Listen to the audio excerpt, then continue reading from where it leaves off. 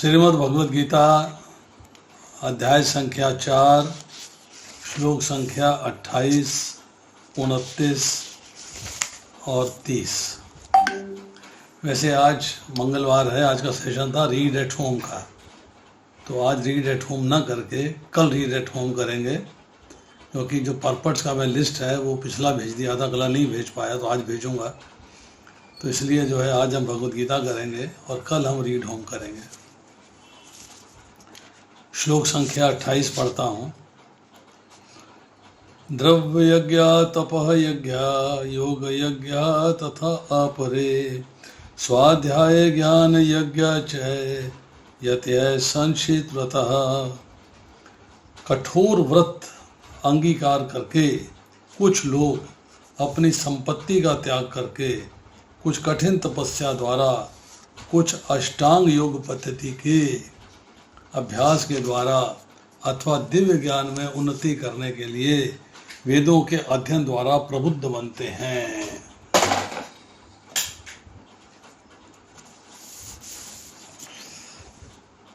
चर्चा आ रही है कठोर व्रत, मीन्स तपस्या में कठोर व्रत किया जाता है, मीन्स अपने आप को प्रतिकूल परिस्थितियों में ढाल के भगवान की सेवा की जाती है। एक व्रत ये भी है कठोर की संपत्ति का त्याग कर देना। कठिन तपस्या की चर्चा आएगी इसके परपट के अंदर, अष्टांग योग पद्धति की। तो दिव्य ज्ञान में उन्नति करने के लिए वेदों का अध्ययन करना भी कठोर तप है। अब यहाँ पर प्रभुपाद लिखते हैं, यज्ञों के कई वर्ग किए जा सकते हैं। बहुत से लोग विविध प्रकार के दान पुण्य द्वारा अपनी संपत्ति का समर्पण करते हैं। भारत में धनाढ्य व्यापारी या राजवंशी अनेक प्रकार की धर्मार्थ संस्थाएं खोल देते हैं, यथा धर्मशाला, अन्न क्षेत्र, अतिथिशाला, अनाथालय तथा विद्यापीठ। अन्य देशों में भी अनेक अस्पताल, बूढ़ों के लिए आश्रम, गरीबों को भोजन, शिक्षा तथा चिकित्सा की सुविधाएं प्रदान करने के लिए दातव्य संस्थान हैं। ये सब दान कर्म द्रव्य में यज्ञ हैं। अन्य लोग जीवन में उन्नति करने अथवा उच्च लोगों में जाने के लिए चंद्रायन या चातुर्मास्य जैसे विविध तप करते हैं। इन विधियों के अंतर्गत कतिपय कठोर नियमों के अधीन कठिन व्रत करने होते हैं। उदाहरणार्थ, चातुर्मास्य व्रत रखने वाला वर्ष के 4 मासों में जुलाई से अक्टूबर तक बाल नहीं कटाता, ना ही कतिपय खाद्य वस्तुएं खाता है, ना दिन में 2 बार खाता है, ना घर छोड़कर कहीं जाता है। जीवन के सुखों का ऐसा परित्याग तपों में यज्ञ कहलाता है। तप की बात जो आ रही है, तप मीन्स तपस्या। चातुर्मास्य व्रत भी तपस्या है, जिसमें कि बाल नहीं कटाने हैं और अपनी पसंद की चीज़ें नहीं खानी, से एक ही चीज़ खानी है। मैंने ऐसे भक्तों को देखा है, केवल फीके चावल खाते थे और कुछ नहीं खाते, एक ही बार खाते थे। और मैंने एक भक्त ऐसे भी देखे हैं, 2 चावलों की खिचड़ी बना के बिना नमक के ज़मीन में डाल देते थे, उसको चाटते थे, उसको खाते थे चाट के। मतलब चम्मच नहीं इस्तेमाल करना, हाथ से नहीं इस्तेमाल करना, कोई थाली नहीं इस्तेमाल करनी, इस तरह से खाना खाया लोगों ने। दिन में 2 बार नहीं खाना, घर छोड़ के कहीं नहीं जाना, ये जीवन के सुखों का परित्याग है। कुछ लोग ऐसे भी हैं जो अनेक योग पद्धतियों का अनुसरण करते हैं, यथा पतंजलि पद्धति, ब्रह्म में तदाकार होने के लिए, मतलब ब्रह्म ज्योति तक जाने के लिए तदाकार, अथवा हठ योग या अष्टांग योग विशेष सिद्धियों के लिए सिद्धि प्राप्त करने की कोशिश करते हैं, विशेष सिद्धियां प्राप्त करने की कोशिश करते हैं, उसके लिए हठ योग करते हैं। ये सारे अनुष्ठान योग यज्ञ कहलाते हैं। ये सारे अनुष्ठान योग यज्ञ कहलाते हैं, जो भौतिक जगत में वैदिक साहित्य यथा उपनिषद तथा वेदांत सूत्र या सांख्य दर्शन के अध्ययन में अपना ध्यान लगाते हैं। अब देखिए कि नॉलेज गेन करी जा रही है किस लिए? अपने आप को अपलिफ्ट करने के लिए। कुछ लोग ऐसे हैं जो विभिन्न वैदिक साहित्य यथा उपनिषद तथा वेदांत सूत्र या सांख्य दर्शन के अध्ययन में अपना ध्यान लगाते हैं। स्वाध्याय कहते हैं, स्वाध्याय यज्ञ कहलाता है। ये सारे योगी विभिन्न प्रकार के यज्ञों में लगे रहते हैं और उच्च जीवन की तलाश में रहते हैं, किंतु कृष्ण भावनामृत इससे पृथक है, क्योंकि वह परमेश्वर की प्रत्यक्ष सेवा है। इसे उपयुक्त किसी भी यज्ञ से प्राप्त नहीं किया जा सकता। जितने भी यज्ञों की चर्चा हुई है, दे आर नॉट कृष्ण भावनामृत। वो भगवान को प्राप्त करने के साधन हैं, और कृष्ण भावनामृत का मतलब है अपने आप को कृष्ण के प्रति 100% समर्पित कर देना। क्योंकि कृष्ण भावनामृत इनसे पृथक है, क्योंकि यह परमेश्वर की प्रत्यक्ष सेवा है। इसे उपयुक्त किसी भी यज्ञ से प्राप्त नहीं किया जा सकता, अपितु भगवान तथा उनके प्रामाणिक भक्तों की कृपा से ही प्राप्त किया जा सकता है। फलतः कृष्ण भावनामृत दिव्य है। इसके बाद करते हैं श्लोक संख्या 29। अभी इनको समराइज करेंगे, इकट्ठा समराइज करेंगे। 29 श्लोक है। अपाने जुहति प्राणम प्राणम प्राणे अपानम प्राणे प्राणम अपानम तथा अपरे प्राण अपान गतिरुद्धवा प्राण आयाम परायणा अपरे नियत आहारा प्राणेन प्राणेषु जुह्यति।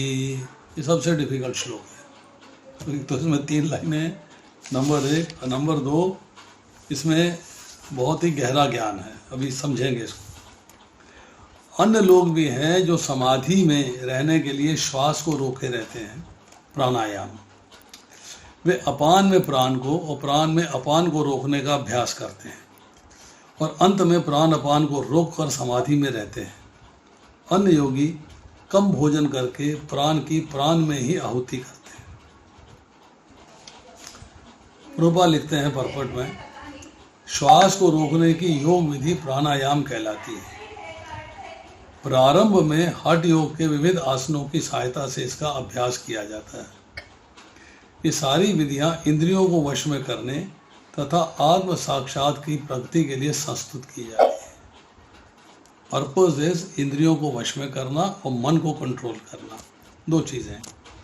अब विधि बता रहे हैं। इस विधि को शरीर के भीतर वायु को रोका जाता है, जिससे वायु की गति की दिशा उलट सके। अपान वायु निम्नगामी अधोमुखी है, प्राण वायु ऊर्ध्वगामी है। प्राणायाम योगी विपरीत दशा में श्वास लेने का तब तक अभ्यास करता है जब तक दोनों वायु उदासीन होकर पूरक अर्थात सम नहीं हो जाती। जब अपान वायु को प्राण वायु में अर्पित कर दिया जाता है तो इसे रेचक कहते हैं। जब प्राण तथा अपान वायु को पूर्णतः रोक दिया जाता है इसे कुंभक कहते हैं। कुंभक योगाभ्यास के द्वारा मनुष्य आत्म सिद्धि के लिए जीवन की अवधि बढ़ा सकता है। इसको डिस्कस करेंगे अभी। बुद्धिमान योगी एक ही जीवन काल में सिद्धि प्राप्त करने का इच्छुक रहता है, वह दूसरे जीवन की प्रतीक्षा नहीं करता। कुंभक योग के अभ्यास से योगी जीवन अवधि को अनेक वर्षों के लिए बढ़ा सकता है, किंतु भगवान की दिव्य प्रेम भक्ति में स्थित रहने के कारण कृष्ण भावना भावित मनुष्य स्वतः इंद्रियों का नियंता जितेंद्रिय बन जाता है। उसकी इंद्रियां कृष्ण की सेवा में तत्पर रहने के कारण अन्य किसी कार्य में प्रवृत्त होने का अवसर ही नहीं पाती। मीन्स अब आपने जब इंद्रियों को वश में कर लिया कृष्ण भावना भावित होकर, फिर ये प्राणायाम द्वारा इंद्रियों को वश में करने की आवश्यकता नहीं रहती है। फलता जीवन के अंत में उसे भगवान कृष्ण के समान पद प्राप्त होता है। अतः वह दीर्घजीवी बनने का प्रयत्न नहीं करता, वह तुरंत मोक्ष के पद को प्राप्त कर सकता है।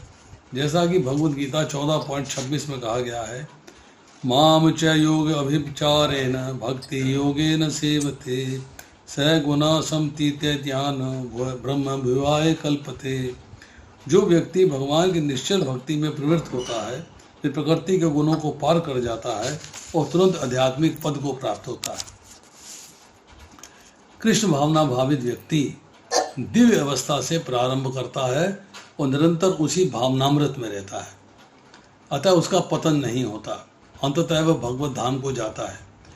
कृष्ण प्रसादम को खाते रहने से स्वतः ही कम खाने की आदत पड़ जाती है। इंद्र निग्रह के मामले में कम भोजन करना अल्पाहार अत्यंत लाभप्रद होता है और इंद्र निग्रह के बिना भव बंधन से निकल पाना संभव नहीं। Means you have to control your senses. उसके बिना भव बंधन से बाहर नहीं जा सकते। अब हम जो है इन दो श्लोकों का थोड़ा सा समझने का प्रयास करते हैं। पिछली बार हमने 27वें श्लोक में चर्चा कर ली थी पतंजलि योग दर्शन में कि 5 मुख्य प्राण हैं और 5 गौण प्राण हैं। मुख्य प्राण है प्राण जो चेस्ट एरिया में रहता है, सांस और वाणी इसके कंट्रोल में है। अपान जो कि आपकी नाभि के नीचे रहता है, ये बॉडी के लोअर पार्ट्स को एनर्जी देता है, इंटेस्टाइन्स को एनर्जी देता है, जेनिटल्स को देता है और एनस को देता है। समान डाइजेशन करता है और फूड को सारी बॉडी में एडजस्ट करता है। उदान ये हेड रिलीजन सर को कंट्रोल करता है और लिम्स मतलब मूवमेंट ऑफ लिम्स कंट्रोल करता है और आपका पॉस्चर इरेक्ट रखता है और निगलना स्वेलिंग को कंट्रोल करता है। व्यान ये सारी बॉडी में होता है, ये ब्लड सर्कुलेशन को मैनेज करता है और आपकी बॉडी में जो सारे कार्यक्रम हैं उनको कोऑर्डिनेट करता है। नाग बेल्चिंग अर्थात जकार लेना, कूर्म आँखों का खुलना और बंद होना, करकरा छींक और भूख, देवदत्त यौनिंग उबासी और नींद, और धनंजय सारी बॉडी में रहता है जिसकी वजह से जब व्यक्ति की डेथ होती है उसके बाद शरीर में डिकम्पोजिशन होता है, ब्रेक डाउन होता है। अब जो है चौथे पॉइंट 28 का जो हमने पहले जो है 5 पॉइंट हम 5 तरह के यज्ञ का हमने डिस्कशन किया है। पहला था द्रव्य यज्ञ सांसारिक द्रव्यों के लिए, दूसरा था ज्ञान यज्ञ दिव्य ज्ञान के लिए, तीसरा था ब्रह्मचर्य लाइफ और चौथा था गृहस्थ लाइफ, और अब 5वीं थी पतंजलि का योग जिसकी हमने अभी आपसे चर्चा करी।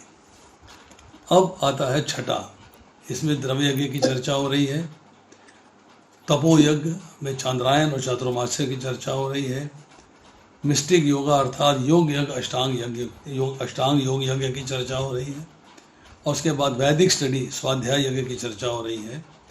ये 9 विधियां हो गई, 5 पहले की 4 आज की। अब ये जो मेथड्स हैं ये आपको एलिवेट करते हैं, मीन्स अपनी सुपीरियर पोजीशन में लेके जाते हैं। बट ये कब पॉसिबल है? जब आपके पास किसी शुद्ध भक्त की कृपा हो जाती है, तो mercy of a pure devotee आप क्वालिफाई कर सकते हो कृष्णा कॉन्शियसनेस में आगे। अब इसके अंदर शब्द इस्तेमाल आया था संशित व्रता, यतः संशित व्रता। यतः का मतलब होता है यत्न में लगा हुआ, मतलब प्रयास कर रहा है, कोशिश कर रहा है, मेहनत कर रहा है।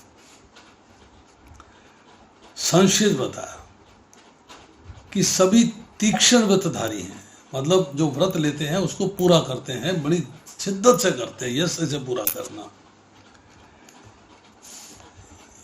इन 4 जो हमने ऊपर उपाय बताए, charitable works, austerities, mistake yoga और वैदिक स्टडी, इन चारों में जो योगी लगे हुए हैं वो सारे तीक्ष्ण व्रतधारी हैं, very strongly interested to elevate themselves. अब इन चारों यज्ञों में जो भी करने योग्य, पालन योग्य कर्तव्य है, व्रत है, नियम है, उन पर वो दृढ़ रहते हैं और उनका पालन करते हैं, means becomes very strict in following it. अब आता सवाल कि पिता और पुत्र का संबंध, उसमें एक चर्चा है, बड़ी सुंदर चर्चा है कि पिता जो है अपने पुत्र से उतनी ही आशा करता है जितनी उसके पुत्र में सामर्थ्य है। आजकल प्रॉब्लम आ रही है, बेटे में सामर्थ्य है नहीं है, हम उसको चाहते तेरे 98% नंबर आए तो मेडिकल कॉलेज चला जाए, इंजीनियरिंग कॉलेज चला जाए, MBA कर ले। अरे पिता की जिम्मेदारी है कि पुत्र के सामर्थ्य को देखे और सामर्थ्य के अनुसार उससे कार्य कराए। अब भगवान हमारे पिता हैं, वो हमारी सामर्थ्य को देखते हैं, तो हमारी सामर्थ्य से एक्स्ट्रा हमसे आशा क्यों करेंगे? नहीं करेंगे। वो हमसे उतनी ही उम्मीद करते हैं उतनी आशा करते हैं जितनी हम में सामर्थ्य है। वो हृदय में विराजमान है, देख रहे हैं। अब तपोयज्ञ की बात आई कि आप अपने कर्तव्य का पालन करना चाहते हो, भगवान के साथ अपने आप को जोड़ना चाहते हो, और उस स्वधर्म के पालन में जो भी प्रतिकूलता आए हैं, अनफेवरेबल सर्कमस्टांसेस आते हैं, अनफेवरेबल सिचुएशंस आती हैं, कठिनाइयाँ आती हैं, उनको प्रसन्नतापूर्वक सह लेना, हैप्पीली टॉलरेट कर लेना, विचलित नहीं होना, छोड़ नहीं देना। अब योग यज्ञ की बात करते हैं कि भगवान की प्राप्ति का उद्देश्य है, उसके लिए हमने भगवान के साथ अपने आप को जोड़ा, बट जोड़ने के लिए आसक्ति और ममता और फल की इच्छा को त्याग करना। अब इस योग यज्ञ में आपको इन 3 चीज़ों का त्याग करके अपने आप को अष्टांग योग के द्वारा भगवान के साथ जोड़ना। अब आता है चौथा, स्वाध्याय यज्ञ, कि शास्त्र जो हैं उनको पढ़ना, मनन करना, विचार पूर्वक पठन पाठन करना। प्रभु जी अपना ऑडियो ऑफ कर दीजिएगा, रघुनंदन प्रभु आपका ऑडियो ऑन है।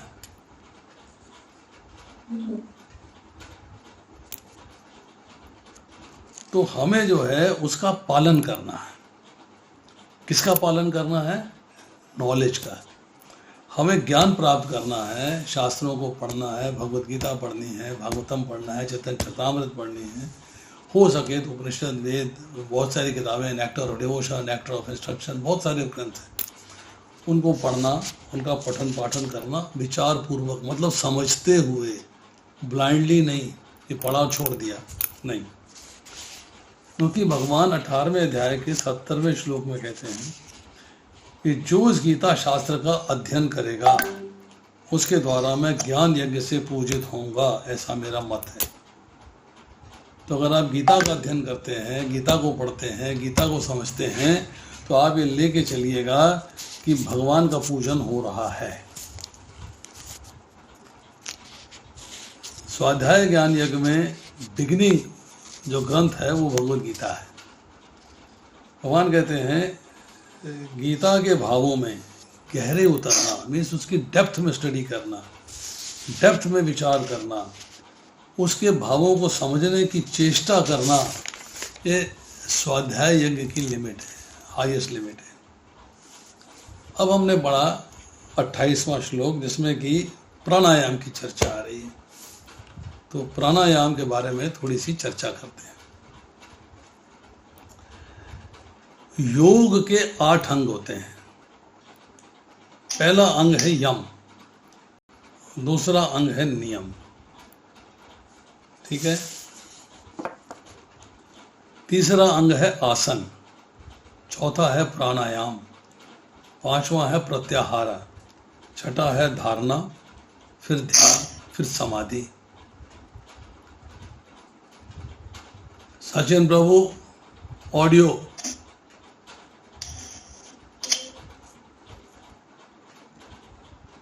यम का अर्थात है ये 8 साधन जो गिनाए हमने, उनमें 5 जो है एक्सटर्नल हैं और 3 इंटरनल हैं। इनको कहते हैं बहिरंग साधन, उनको कहते हैं अंतरंग साधन।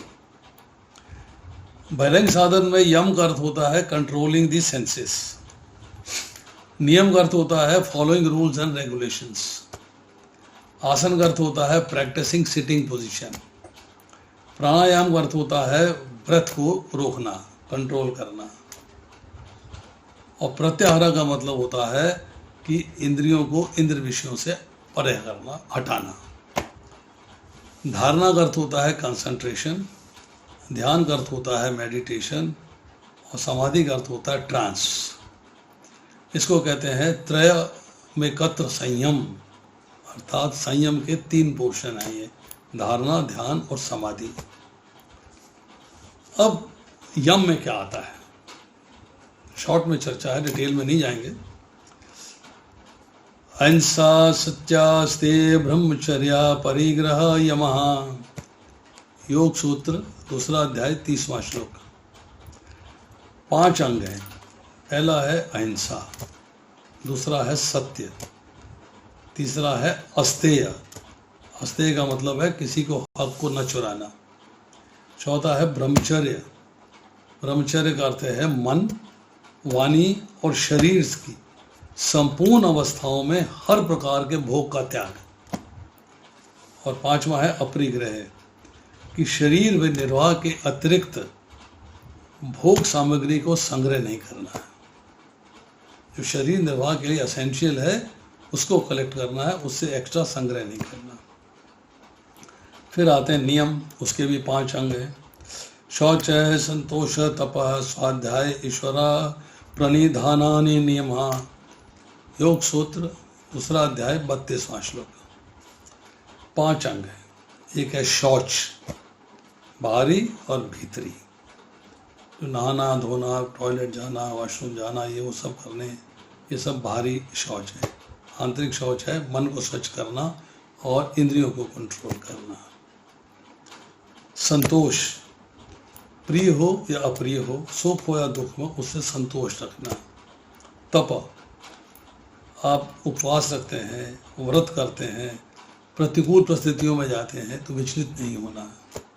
स्वाध्याय, मैंने पहले चर्चा करी, शास्त्र का अध्ययन, भगवान के नाम, रूप, गुण, लीला धाम का वर्णन करना और सुनना। ईश्वर प्रणिधान, ईश्वर मीन्स भगवान के प्रति सब कुछ समर्पण करके भगवान की आज्ञा का पालन करना। ये 5 नियम है। अब इसके बाद आता है आसन।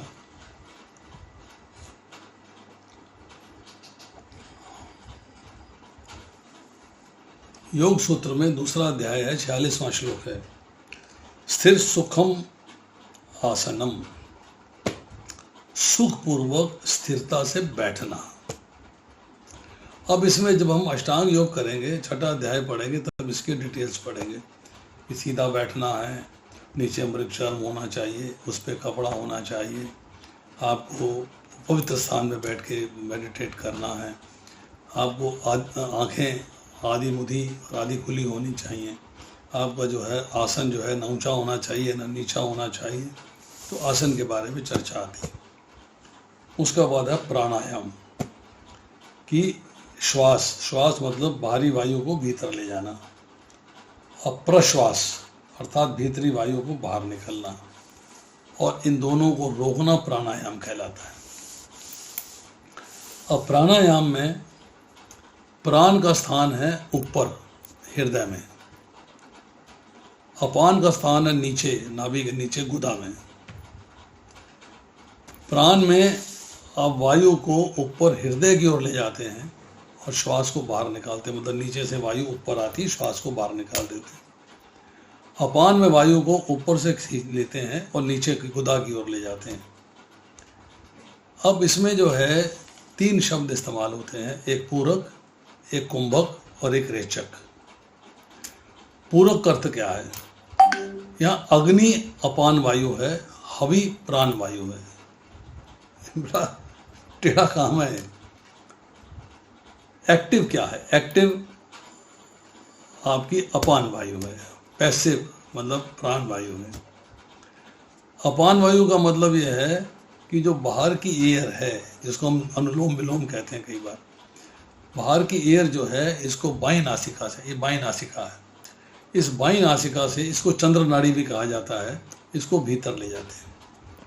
आपने सांस खींचा अंदर, अब ये सांस जो है आपके हृदय से होता हुआ नीचे नाभि में से निकलता हुआ अपान वायु में लीन हो जाता है। नीचे जो वायु होती है उसमें लीन हो जाता है। अब आता है कुंभक, कि अपान वायु वहाँ है, प्राण वायु आप ले गए, अब आपने दोनों की गति रोक दी, ना आगे जाना है ना पीछे जाना है, ना ऊपर आना है ना नीचे जाना है। स्टैटिक, सांस ना भीतर है ना बाहर है, वहीं रोक दिया, तो कुंभक हो गया। अब रेचक, रेचक में अग्नि जो है प्राण वायु हो जाती है और हवि अपान वायु हो जाती है। तो प्राण वायु को दाईं नासिका से, ये दाईं नासिका इसको सूर्य नाड़ी कहते हैं, इस नाड़ी से बाहर निकालना है। तो प्राण वायु बाहर आई और साथ ही अपान वायु भी बाहर आ गई, दोनों वायु बाहर आ गई। तो चंद्र नाड़ी लेफ्ट नॉस्ट्रिल, वायु अंदर पूरक, दोनों वायु को रोकना कुंभक, सूर्य नाड़ी वायु बाहर निकालना रेचक। अब आता है आपका प्रत्याहार। प्रत्याहार का मतलब है स्विषया संप्रज्ञयोगे चित्त स्वरूपानुकार इवेन्द्रियाना प्रत्याहार। योग सूत्र दूसरा अध्याय 54वां श्लोक। अपने अपने विषयों के संयोग से रहित होने पर इंद्रियों का मन के रूप में अवस्थित हो जाना, मतलब इंद्रियों को मन के अंदर मर्ज कर देना है, सेट कर देना वहाँ पर, और विषयों से दूर कर देना है। जो विषय भोग, जो भोगने की वस्तुएं होती हैं, विषयों को दूर कर देना है, मतलब dissociating senses from sense objects, मतलब आपको इंद्रियों को इंद्र विषयों से हटा देना। ध्यायते विषयान पुंसा संग तेषु उपजायते, जो चर्चा हमने दूसरे अध्याय के 62वें श्लोक में करी थी, वही चर्चा यहाँ प्रत्याहार में आ रही है कि आपने इंद्रियों को इंद्र विषयों के प्रति आकर्षित नहीं होने देना है, इंद्रियों को इंद्र विषयों से हटा देना है। This is important. अब आती है 3 अंतरंग साधन। धारणा। देश बंदेश तस्य धारणा, योग सूत्र तीसरा अध्याय पहला श्लोक। धारणा का अर्थात है स्थूल हो या सूक्ष्म, भारी हो या आंतरिक, किसी एक के ध्येय में मन को बांध लेना है। आपने अपने मन को धारणा कर ली, मैंने धारण कर लिया, मैंने धारणा कर ली है कि मेरे को इसमें अपने मन को बांधना है, मन को उसमें स्थिर कर देना है। यहाँ मन स्थिर में किस में करना है? भगवान में, भगवान में। मैं आपको एक बड़ा अच्छा उदाहरण देता। आज से कोई 30-35 साल पहले की बात है, जब हम नए नए इस्कॉन में आए थे, तो हमने कहा था प्रचार करना है तो पढ़ाई करिए। तो हम लोग पढ़ा करते थे। तो उन दिनों हमने कहा भाई टीवी में भी बहुत सारे, संस्कार टीवी नया नया आया था और एक आस्था टीवी नया नया आया था उन दिनों में। तो उसमें एक माता जी आया करती थी, गुरु माँ। ध्यान लगाना है, आप पोजीशन बना लीजिए, सेट होके बैठ जाइए, अपनी आंखों को आधा मुंह आधा खुला रखिए और पैर के अंगूठे पे ध्यान लगाइए। आहिस्ता आहिस्ता लेग्स में आइए, जंघाओं में आइए, पेट में आइए, नाभि में आइए, छाती में आइए, गले में आइए, गर्दन में आइए, तो माथे पे चले जाइए। मैंने भैया भगवान कहाँ है? भगवान तो है नहीं, ध्यान लग रहा है, मतलब बाहरी वस्तु पर ध्यान लग रहा है, भगवान पे ध्यान नहीं लग रहा, बाहरी वस्तु पर ध्यान लग रहा है। तो यहाँ क्या चर्चा आ रही है कि आपका ध्येय जो है, धारणा का एक्चुअल अर्थ क्या है? ध्येय चाहे बाहर का हो, चाहे ध्येय भगवान हो, कोई भी हो, आंतरिक ध्येय हो या बाहरी ध्येय हो, आपने उसमें अपने मन को बांध देना है। तो यहाँ बाहर के ध्येय में ना बांध के भगवान के मन में, भगवान के लिए मन में स्थान होना चाहिए और भगवान में मन को बांध देना। अब योग सूत्र तीसरा अध्याय दूसरा श्लोक। तत्व प्रत्यय कहता ध्यानम, मन को अविचलित भाव से भगवान के ध्यान में लगा देना। अब पहले आपने मन को बांधने का प्रयास किया, स्थिर करने का प्रयास किया, मन को टोटली भगवान के अंदर लगा दिया। अब मन आपका उसी में फिक्स हो गया है, अब और कहीं बाएं दाएं विचलित नहीं हो रहा है, बाएं दाएं नहीं जा रहा है। उसके बाद है योग सूत्र के तीसरे अध्याय का तीसरा श्लोक। तदेव अर्थमात्रं निर्भासं स्वरूप शून्य भिप समाधि। अपने आप को पूर्णतः भगवान के प्रति समर्पित कर देना कैसे, उसका एक उन्होंने 2 चीज़ें बताई हैं। एक संप्रज्ञात समाधि होती है, एक असंप्रज्ञात समाधि होती है। समाधि में 3 चीज़ें इन्वॉल्व होती हैं। एक ध्याता मीन्स मैं जो ध्यान लगा रहा हूँ, दूसरा ध्यान अर्थात प्रोसेस, जिस प्रोसेस से ध्यान लगा रहा हूँ, और तीसरा ध्येय मीन्स एम, मेरा एम क्या है, एम भगवान है। तो अब संप्रज्ञात समाधि में क्या है कि मेरे को अपना भी ध्यान है, प्रोसेस का भी ध्यान है और भगवान का भी ध्यान है। सम मीन्स सबका ध्यान है। असंप्रज्ञात मेरे को केवल भगवान का ध्यान है, ना अपना ध्यान है, ना प्रोसेस का ध्यान है। सो जो अंश प्रज्ञात समाधि है उसको अचीव करना है, that you have to achieve. अब जब हम प्राणायाम की चर्चा कर रहे हैं तो भक्त के बारे में चर्चा होती है कि एक भक्त को जो कृष्ण भावना भावित है, प्रभुपाद लिख रहे हैं जो कृष्ण भावना भावित है उनको इन सब यज्ञों की आवश्यकता नहीं है, उसको जो है प्राणायाम की भी आवश्यकता नहीं, क्योंकि उसने मन को भगवान पे स्थिर कर लिया है, कृष्ण भावना भावित हो चुका है वो। अब आपको जो है, जैसे हमने अभी चर्चा करी, पूरक की चर्चा करी कि अपान वायु को प्राण वायु में हवन कर देना, बाई वायु दायु वायु की चर्चा करी हमने, अग्नि है स्थानीय अपान वायु, यह हमने पीछे बोला था, अपान वायु जो है अग्नि है, और हवि है प्राण वायु, हवि मतलब अग्नि में जो समर्पित किया जाता है, तो प्राण वायु जो है ऊपर से नीचे जाती है, समर्पित हो जाती है अग्नि के अंदर, अग्नि क्या है अपान वायु है। तो इसी तरह जब हम उसको बाहर निकालते हैं तो बाहर निकालने का मतलब ये है कि जो अपान वायु है वो प्राण वायु के साथ बाहर आती है, तो प्राण वायु में विलीन हो चुकी होती है। अब उसको जो है बाहर आके प्राण वायु अपान वायु में फर्क नहीं कर सकते कौन सा प्राण था और कौन सा अपान था। अब इसमें एक इम्पॉर्टेंट पॉइंट आया है नेताहारा। नेताहारा मीन्स छठे अध्याय के 16वें 17वें अध्याय के 8वें श्लोक में चर्चा आती है कि अल्प आहार करते हुए प्राणों में, प्राणान मीन्स इंद्रियों का हवन कर देना, मीन्स इंद्रियां जो है प्राण के अधीन है। दुर्बल इंद्रियां जब हो जाएंगी तो वो विषयों को ग्रहण करने में असमर्थ हो जाती हैं, they are not able to attract, भी विषय उसको अट्रैक्ट नहीं कर पाते। ये प्राणों में ही सूक्ष्म रूप से रहती हैं, वो अवस्थान करती हैं। जब आप इंद्रिय कंट्रोल कर लेते हो और मन को कंट्रोल कर लेते हो तो इंद्रियां जो है प्राण वायु में लीन हो जाती हैं, उससे बाहर जाके कोई कार्य नहीं कर पाती।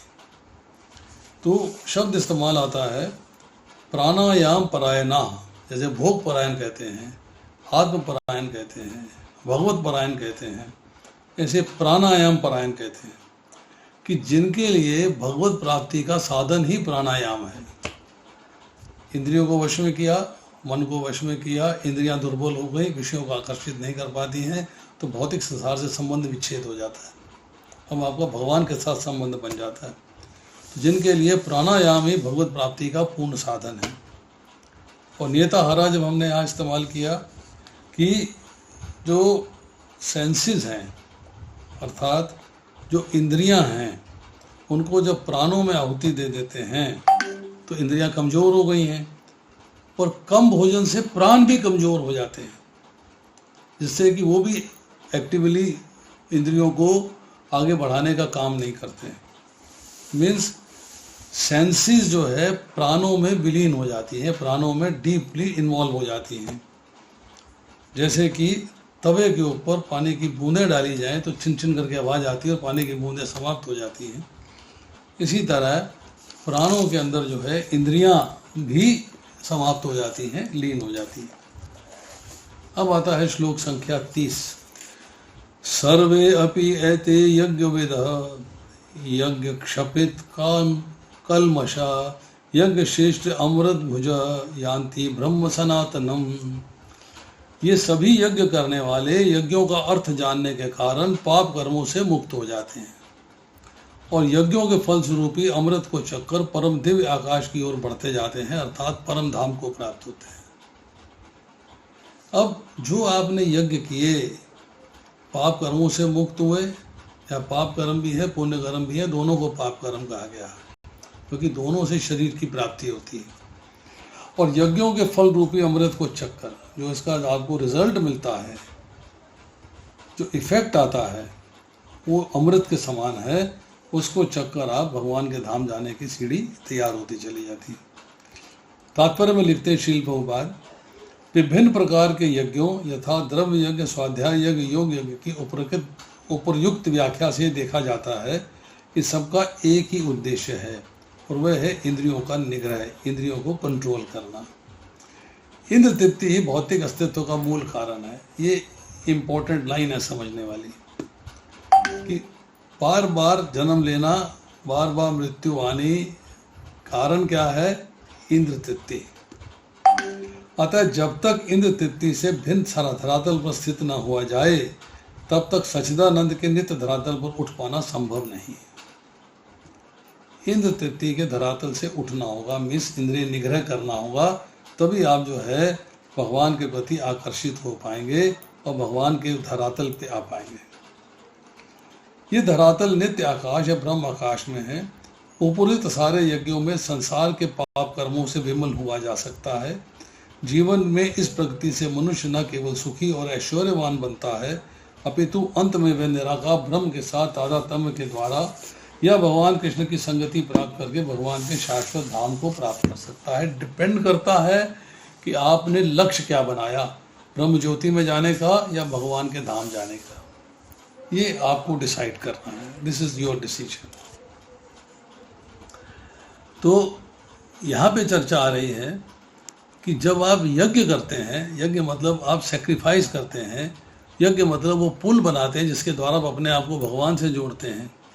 आपकी इंद्रियां वश में होती हैं और आप अपने आप को सिनफुल रिएक्शंस, पाप कर्मों से आप छुटकारा पा लेते हैं। अब सर्वे अपीयते चौथे अध्याय के 24वें श्लोक से के 29वें श्लोक तक जिन जिन यज्ञों का वर्णन हुआ है, ये उसका अनुष्ठान करने वाले साधन को स्वप्यति कहा गया। जब आप यज्ञों का अनुष्ठान करते हैं तो आपके संपूर्ण पाप नष्ट हो जाते हैं और अविनाशी परमात्मा की प्राप्ति हो जाती है, क्योंकि पुण्य फल भी समाप्त हो गए, पाप फल भी समाप्त हो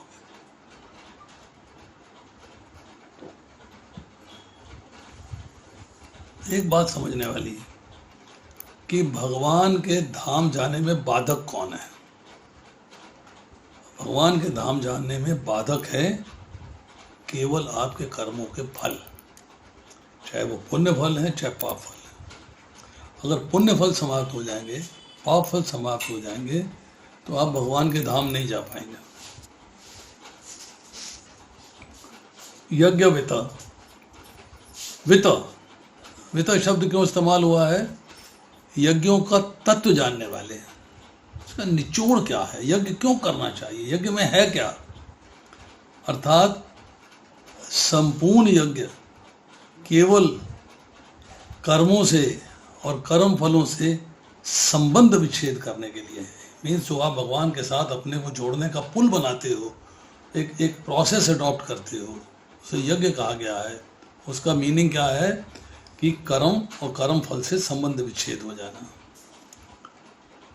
चौथे अध्याय के 16वें श्लोक में चर्चा आती है, भगवान ने कर्मों में तत्व की बात की है, कर्म में अकर्म और अकर्म में कर्म। कर्मों में तत्व क्या है, कर्म करने में तत्व क्या है, कैसा कर्म करना चाहिए? उसका एक ही आंसर है कि कर्म करते हुए उससे बंधना नहीं है। मीन्स फल की इच्छा नहीं रखनी है, ममता नहीं, आसक्ति नहीं, फल इच्छा नहीं, तो कर्म से बंधना नहीं होगा। ये कर्मों का तत्व है। अब कर्म से बंधने का साधन इंद्र तृप्ति और न बंधने का साधन इंद्र तृप्ति से छुटकारा अर्थात इंद्र निग्रह। कि कार्य को केवल भगवान के लिए किया जाए तो सारे कर्म फल स्वाहा हो जाएंगे। ये चर्चा आगे चौथे अध्याय के 37वें श्लोक में भी आएगी और पहले भी चर्चा आ चुकी है।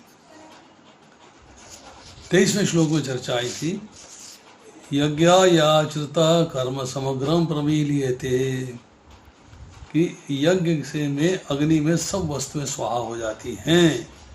इसी तरह कर्म के फल भी स्वाहा हो जाएंगे अगर आप कर्म केवल भगवान के लिए करोगे तो। अब जो लोग यज्ञ के तत्व को नहीं जानते हैं, मतलब यहाँ हम सारे यज्ञों की बात करें तो भी ठीक है, अगर एक यज्ञ की बात करें कि अपने आप को भगवान से जोड़ने का प्रोसेस, तो जो यज्ञ के तत्व को ना जानने वाले हैं वो सेंस ग्रेटिफिकेशन में अट्रैक्टेड रहते हैं। निष्काम कर्म अर्थात कामना रहित कार्य, संसार से संबंध छूट जाता है और संसार से असंगता आ जाती है, भगवान का संग हो जाते हो, भगवान का साथ संबंध बन जाता है। यज्ञा शिष्टा अमृतो भुजो, कि यज्ञ का विशेष प्रसाद फल स्वरूप वह अमृत है। और वह क्या है? मुझे भोग नहीं चाहिए, मुझे ऐश्वर्य नहीं चाहिए, मुझे सिद्धि नहीं चाहिए, मुझे एक ही चीज़ चाहिए, कृष्ण प्रेम, और कुछ नहीं चाहिए। मुख्य फल क्या हुआ? ब्रह्म सनातनम, अर्थात ब्रह्म को प्राप्त हो जाना। ब्रह्म मतलब यहाँ भगवान से है, ब्रह्म ज्योति से नहीं है, भगवान से है, ब्रह्म को प्राप्त हो जाना। तो जो उप साधन जितने बताए गए अभी तक, उनका जो अनुष्ठान करते हैं वो साधक, उनका अंतःकरण शुद्ध हो जाता है, हृदय शुद्ध हो गया, अंतःकरण शुद्ध हो गया, तो प्रसाद क्या मिला? प्रसन्नता, खुशी, आहत, आनंद। और यही जो है यज्ञ से बचा हुआ अमृत है। अब हम जो है करेंगे इसके बाद तीसरे अध्याय के 31वें श्लोक में चर्चा आती है कि मेरे आदेश का श्रद्धा पूर्वक और ईर्ष्या रहित होकर जो पालन करता है, वह कर्म के बंधन से मुक्त होके, कर्म फल के बंधन से मुक्त होके मेरे धाम आ जाता है। तो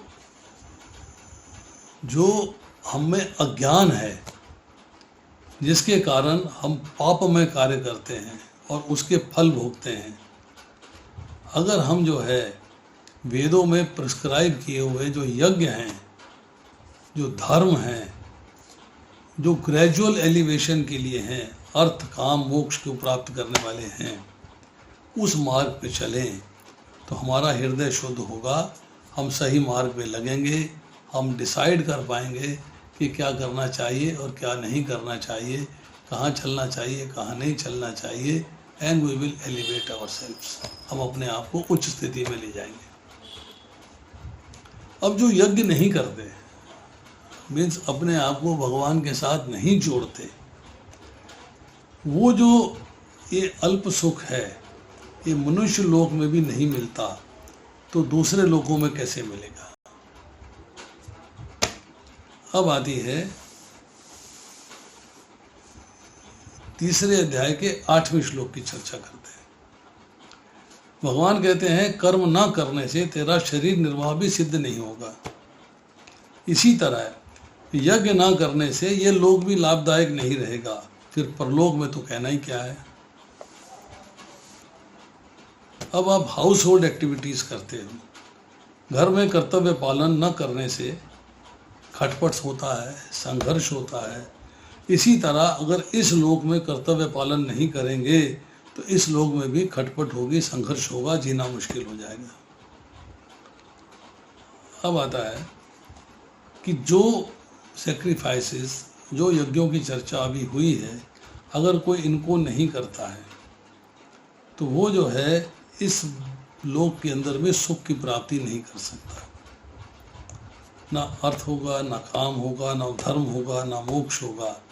तो लिबरेशन की तो, मोक्ष की तो बात ही छोड़ दीजिए आप, इट इज़ नॉट पॉसिबल। इसलिए जो है इन यज्ञों का करना आवश्यक है। One has to perform these yajnas. चलिए अब फाइनली करते हैं 5 मिनट में questions. Any questions you have?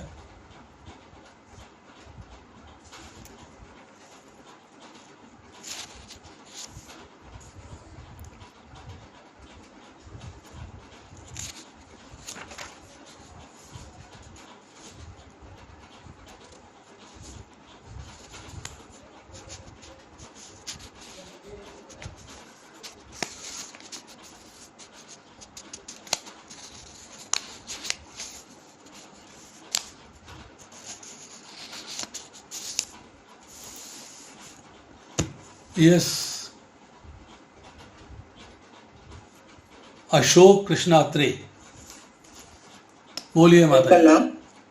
प्रभु जी, जैसे आज आपने ये अलग अलग मतलब अध्याय में से अलग अलग श्लोक को पढ़ाया है आज, तो ऐसे हमें मतलब ये तो बहुत प्रैक्टिस होगी तभी आएगा ना, जब अच्छी तरह बार बार गीता को हम पढ़ पाएंगे। बिल्कुल सही कह अदरवाइज रहे इट हैं इज आप। वेरी डिफिकल्ट ना। डिफिकल्ट तो है ही है। आईफोन ठीक है प्रभु जी, बस यही पूछना था कि मतलब सभी चैप्टर्स बहुत अच्छी तरह याद होने चाहिए, एक एक श्लोक का सरल अर्थ वगैरह सारा। माता जी बार बार पढ़ना पड़ेगा, एक बार पढ़ने सुनने से कुछ नहीं होता है। नोट्स बनाने पड़ेंगे, लिखना पड़ेगा। चलिए। ठीक है, हरे कृष्ण प्रभु जी, प्रणाम प्रभु जी। यस माता जी, नाम बताइए अपना। मेरा नाम अमिता है, मेरी आपसे फोन पर बात हुई थी हाँ डॉक्टर हाँ साहब। बताइए बताइए। नहीं, आज मेरा फर्स्ट डे है, तो मुझे काफी अच्छा लगा, बट बहुत कुछ सर के ऊपर से भी गया। बट वही जो आपने बात बोली है, स्वाध्याय करना पड़ेगा। तो मेरा आज फर्स्ट लेक्चर है, तो लेट्स सी कैसे शुरुआत करती है इसकी। देखिए ऐसा है कि अभी आपने सुना है, आज बहुत एडवांस टॉपिक है, जी ये बिगिनर नहीं है। जी ये मैं शर्त बांध के कहता हूँ कि जितने लोग यहाँ बैठे हैं उनमें से किसी की भी समझ में नहीं आया होगा, फिर ठीक है। चाहे माने या ना माने। जी नहीं, समझ तो आया है प्रभु जी। ये समझ में कब आएगा? जब आप इसको बार बार सुनोगे और बार बार पढ़ोगे। जी क्योंकि अब हम जब चर्चा कर रहे हैं, हमने पतंजलि योग शास्त्र से चर्चा करी है, योग सूत्र चर्चा वहीं से आ रही सारी। भगवत गीता में प्रभुपाद ने सिर्फ जिस्ट दिया है, थोड़ा सा हिंट दिए हैं, डिटेल हमने वहीं से बोले सारे। तो इन सब बातों को एक लेक्चर में आप समझ नहीं सकते। ग्रेजुअली ये लेक्चर जो है, जिसको लेक्चर वीडियो में आएगा, जब रिकॉर्ड हो जाएगा, you will get the recording, फिर आप इसको समझ पाएंगे कि यस इसमें क्या कहा गया है, कैसे कहा गया है, क्या समझाया गया है, योग क्या है, कर्म क्या है, कर्म फल क्या है। यहाँ पे आपको उसका ज्ञान नहीं है। अभी पाप कर्म की बात हो रही, मैंने पुण्य कर्म भी पाप कर्म बता दिया, हमने पुण्य कर्म पुण्य होता है, पाप कर्म होता है, ये क्या बात हुई? तो कंफ्यूज कर दिया। मैंने फल की इच्छा रहित बताया, आसक्ति बताया, ये बातें अभी समझ में नहीं आएंगी, ये ग्रेजुअली समझ में आएंगी। एक एक करके हौले हौले लेक्चर्स में आते जाएंगे तो बातें समझ में आती चली जाएंगी।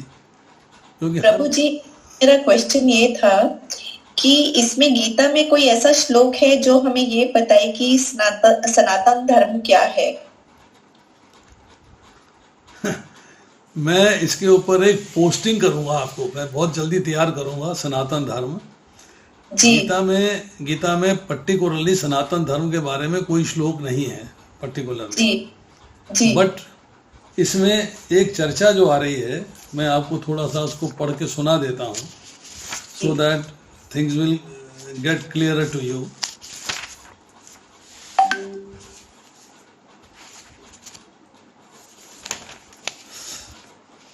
ना ते वामहं जातु न सम न तम नेमे जनाधिपा न चैव न भविष्यामः सर्वे वयम अतः परम। ऐसा कभी नहीं हुआ कि मैं न रहा हूं, तुम न रहे हो, अथवा ये समस्त राजा न रहे हों, और ना ही ऐसा है कि हम लोग भविष्य में नहीं रहेंगे। ये इनडायरेक्टली सनातन के बारे में, सनातन धर्म के बारे में चर्चा नहीं करता, सनातन के बारे में चर्चा करता है। सनातन का मतलब होता है इटर्नल। इटर्नल का मतलब है था, है और रहेगा। था, है और रहेगा, मतलब पास्ट में भी था, प्रेजेंट में भी है, फ्यूचर में भी रहेगा, वो सनातन कहलाता है। That is called eternal.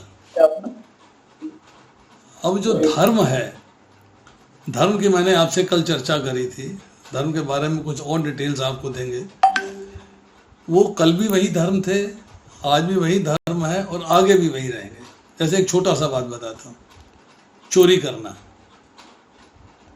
कल भी सत्य था कि चोरी नहीं करनी चाहिए, आज भी सत्य है कि चोरी नहीं करनी चाहिए, और कल भी सत्य है कि चोरी नहीं करनी चाहिए। सनातन है ये। धर्म की बात अभी नहीं कर। Sanatan means it is always there. आपकी किसी हर व्यक्ति की पर्सनल लाइफ के बारे में चर्चा करता हूँ। ब्रश करना है डेली मॉर्निंग, मुंह हाथ धोना है, स्नान करना है, कल भी करते थे, आज भी करना है, फ्यूचर में भी करना है, कल भी करना। सनातन है ये। सनातन का अर्थ ये होता है इट इज एवर प्रेजेंट, ये हर समय उपस्थित है, कल भी था, आज भी है और कल भी रहेगा। जब आप इसमें धर्म ऐड कर देते हैं, धर्म का मतलब है करने योग्य कार्य, जो कार्य आपको करने चाहिए, उस धर्म की बात हो रही है। जैसे अब हम जो है धर्म के बारे में, मैं यहाँ पे कोशिश करता हूँ 1 मिनट के लिए स्क्रीन शेयर करने के लिए। I'll share the screen with you.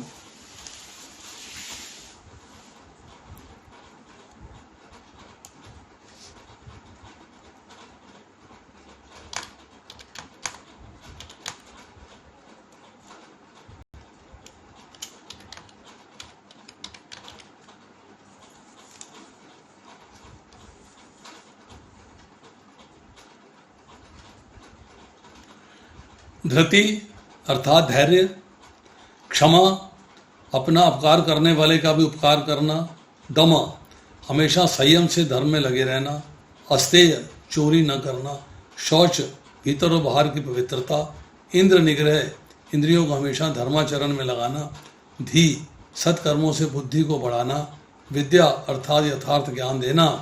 ये धर्म के 10 लक्षण हैं। ये कल भी थे, आज भी हैं और कल भी रहेंगे। इनमें चेंज नहीं है। भाई कल तक जो है हम अपना सत्कर्म करेंगे, आज नहीं करेंगे, नहीं, हमेशा करने हैं ये। हमें चोरी नहीं करनी है तो नहीं करनी है, अस्तेय पालन करना है तो पालन करना है। तो इस तरह जो है धर्म का जो लक्षण बताए गए हैं, ये इसमें यही है कि हमें ये जो इसके 10 लक्षण हैं इनका पालन करना, तो यही जो है हमारे लिए धर्म है। अब इसी की हम बात करते हैं।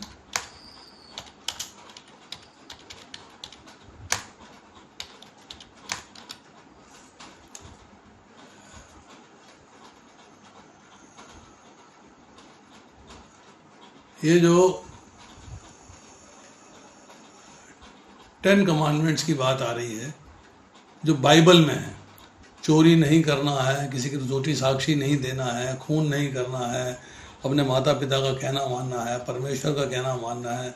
उन्होंने भी 10 आज्ञाएं दी हैं, वैसे 10 चीज़ें बताई हैं, उन धर्म है वो। धर्म मीन्स ये चीज़ें आपको कल भी पालन करनी थी, ये आज भी पालन करनी है और कल भी पालन करनी है। बोथ वेज आपको इसको फॉलो करना है। तो इसलिए जो है इसको हम ये लेके चलते हैं कि हमारे पास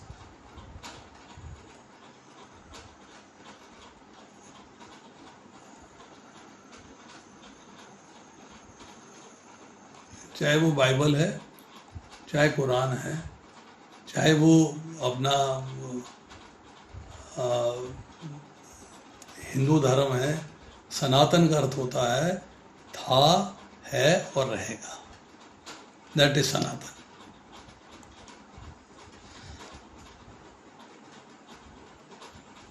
चलिए,